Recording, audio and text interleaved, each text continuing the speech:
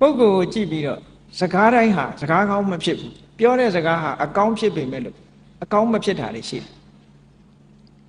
အကောင်းဖြစ်အောင်ဆိုတာပုဂ္ဂိုလ်နဲ့လိုက်လျောညီတွေမှာအကောင်းဖြစ်တယ်ဆိုပါစို့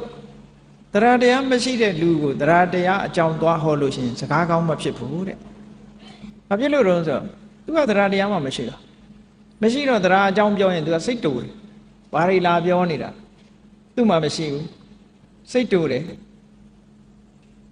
အဲ့ဒါကြောင့်မို့လို့တရားတရားမရှိတဲ့ပုဂ္ဂိုလ်ကိုတရားတရားအကြောင်းပတ်သက်ပြီးတော့ဟောရင်စကားကောင်းမဖြစ်ဘူးတဲ့ရှိတဲ့ပုဂ္ဂိုလ်ကြမှာစကားကောင်းဖြစ်တယ်ထို့တူပဲ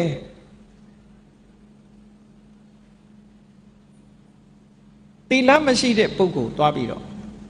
သီလအကြောင်းသွားပြောရင်စိတ်တူတယ်နော်သီလအကြောင်းသွားပြောရင်စကားကောင်းမဖြစ်ဘူးအောင်မြင်တဲ့စကားလုံးမဖြစ်ဘူးသီလရှိတဲ့ပုဂ္ဂိုလ်ကမှသီလအကြောင်းစကားပြောရမယ်ဒါမှစကားကောင်းဖြစ်တယ်ဟောနောက်တစ်ခုကတော့ဘ ਹੁ တုတ္တလိုက်စားတဲ့ပုဂ္ဂိုလ်ကြမှာတုတ္တနဲ့ပတ်သက်တဲ့စကားမျိုးဟာစကားကောင်းဖြစ်တယ်